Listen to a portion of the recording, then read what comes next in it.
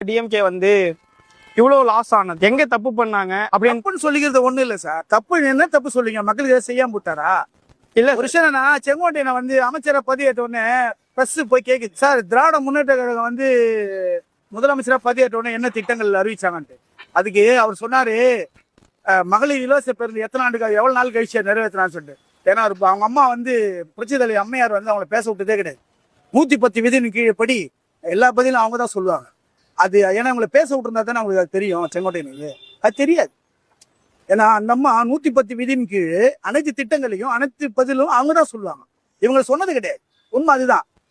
முத்துவேல் கருணாநிதி ஸ்டாலின் அவர்கள் பதவியேற்ற அடுத்த நிமிஷமே கவர்னர் மாளிகையிலிருந்து பதவியேற்று முடிஞ்ச உடனே முதல் கையெழுத்து என்ன பண்ணமா, கொரோனா காலத்துல 4000 ரூபாய் நிவாரண நிதி. உங்களால சொல்ல வாங்கல, நேரம் சொல்ல சொல்லி பார்க்கலாம். சரிசமா எல்லாரும் கொடுத்தாங்க 4000 ரூபாய்.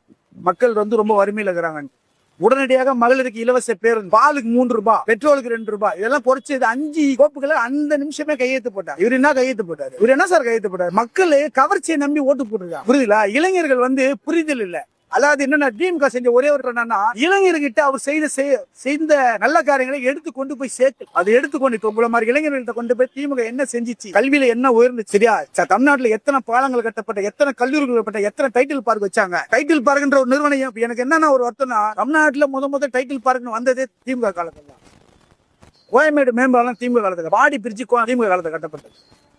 மதுரவாயில் பைபாஸ் பாலம் திமுக காலத்தை கட்ட. சென்ட்ரல் கவர்மெண்ட் நிதி தான். ஆனா அதை வாங்கி கட்டணும் இல்ல. நீ சம்பாதிக்கிற உங்ககிட்ட 10 ரூபா வாங்கினா டீயே குடிக்க முடியும் இல்ல? வாங்க முடியாது. செஞ்சது யார்? ஆனா அந்த மக்கள் அதை யோசி, ஆனா மக்கள்கிட்ட கொண்டு போய் சேர்க்கல.